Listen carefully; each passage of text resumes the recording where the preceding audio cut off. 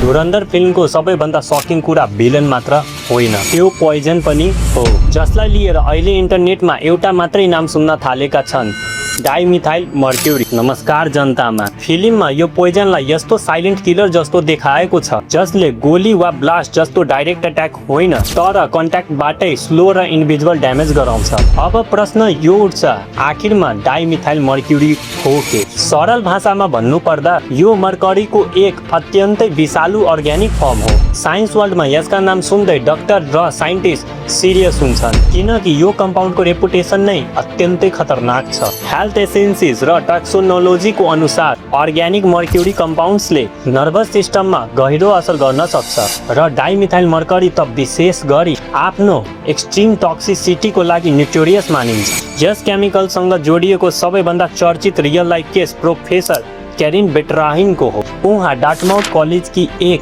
Respected chemist हुनुहुन्थ्यो। 1996 मा ल्याबमा एउटा एक्सिडेन्टल एक्सपोजर भयो। त्यति बेला सबै सामान्य जस्तो देखिएको थियो, तर त्यो एक्सिडेन्टको केही महिना पछि उहाँलाई सिभियरी न्युरोलोजिकल सिम्पटम्स सुरु भयो। यो घटनापछि ल्याब सेफ्टी रुल्स नै धेरै ठाउँमा परिवर्तन गरियो। यही कारणले अडियन्सहरू भन्न थालेका छन्, धुरन्धर मुभीको पोइजन सिन प्रोफेसरबाट इमोसनली इन्स्पायर्ड देखिन्छ। अफिसियली रूपमा फिल्मले यही एक्ज्याक्टली सिन हो भनेर कन्फर्म नगरेको हुन सक्छ, तर अडियन्स डिसिजन र रिसेन्ट एक्सप्लेनेसन हेर्दा कम्प्यारिजन एकदम स्ट्रङ देखिन्छ। तर यहाँ एउटा धेरै इम्पोर्टेन्ट कुरा छ, फिल्मले साइन्सलाई डकुमेन्ट्री, उसले रियालिटीलाई सिनेम्याटिक बनाएको छ, जहाँ एउटा साधारण टच, एउटा साइलेन्ट कन्ट्याक्ट र पावरफुल डनको कन्फिडेन्स नै टुट्न थाल्छ। धुरन्धर मुभीको पोइजन केस फिक्सनली हो, तर यसको डर रियल साइन्सबाट इन्स्पायर्ड जस्तो देखिन्छ र डाइमिथाइल मर्क्युरीको असली कहानी बलिउडको सिन भन्दा पनि धेरै ट्राफिकिङ छ।